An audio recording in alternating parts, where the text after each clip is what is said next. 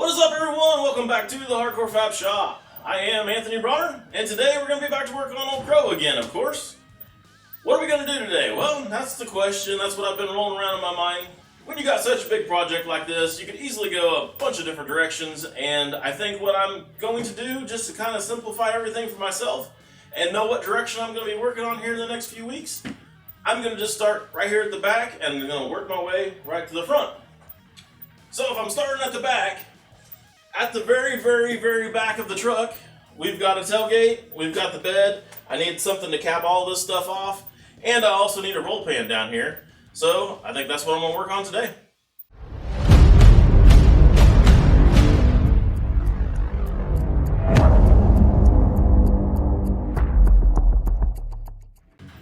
Well, here's what we ended up with. I like the drawing here so far. I think that's going to look way better than if I just made something boxy or something on the back here.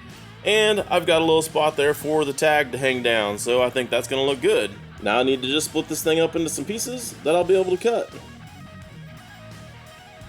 Bam, we got it split up into some pieces that will fit on the piece of metal that I've got. Now let's blast this thing out, and we can get to welding. Lately, I've had a bunch of people commenting on how it must be nice to be able to have a plasma table to cut out some of this stuff for your projects. They wish they had one so they could do some of the things I'm doing. Well, I just want to let you guys know that you don't necessarily have to have a plasma table to be able to do some of the stuff that I'm doing.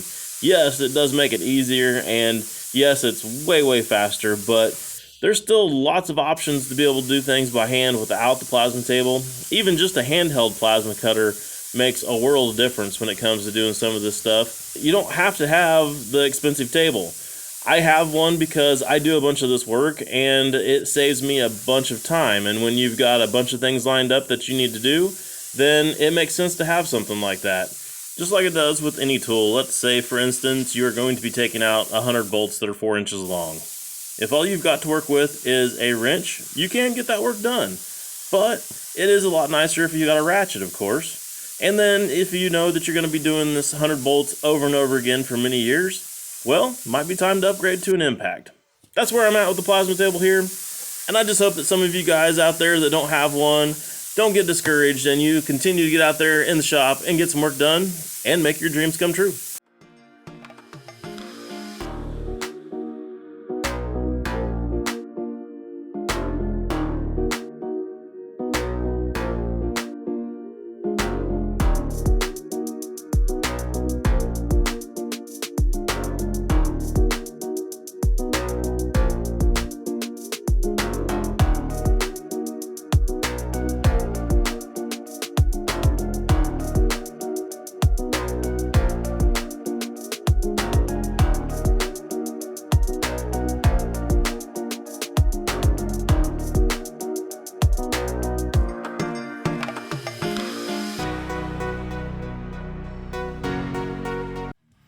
Alright, let me kind of catch you guys up on what I'm doing here. Of course, I got the bed off, and I've got our pieces that we just cut tacked on there.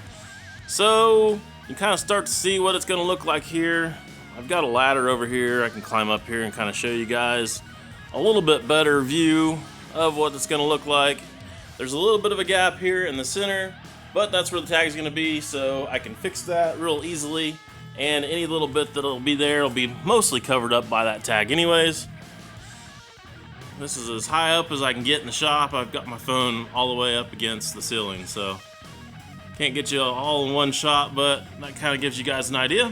So I'm gonna get this thing welded on the rest of the way and start boxing it in, and we'll see what we got after we get done doing some of that.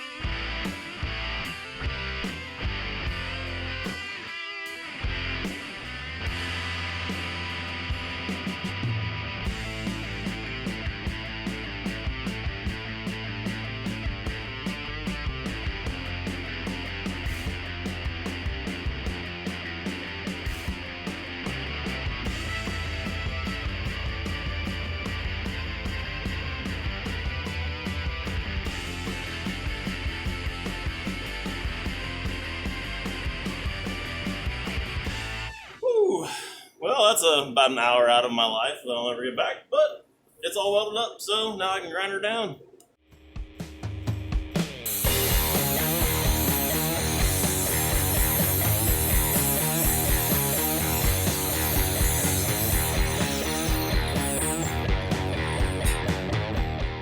Got this side knocked out, looking pretty good. Now I need to do just the exact same thing to the other side, and then I'll slip this bed back on there and we'll see what it looks like. Hell yeah, that is looking sweet. I had to step over here on the other side of my shear and brake so I can get you guys a full picture of it. Let me zoom in here for you a little bit closer. You can kind of see everything fits in there pretty good. I like the way it looks.